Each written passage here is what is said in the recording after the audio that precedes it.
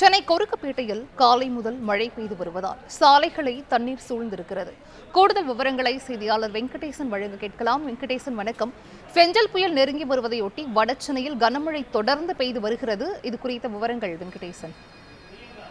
வணக்கம்.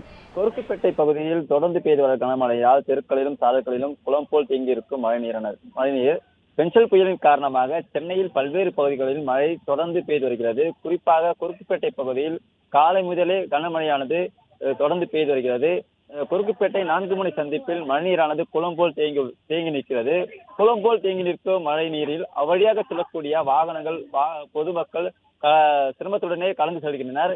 இதே போல் கொருக்குப்பேட்டை ஏகாம்பரம் தெரு, கண்ணன் தெரு போன்ற குடியிருப்பு பகுதிகளில் மழைநீரானது வெள்ளநீராக சூழ்ந்து காணப்படுகிறது. சாலைகளில், வீட்டு வாசல்களிலும் நிறுத்தி வைக்கப்பட்டிருக்கும் இருசக்கர வாகனங்கள் மழைநீர் பழுதடைந்து நிலை ஏற்பட வாய்ப்பு இருப்பதாக தெரிகிறது.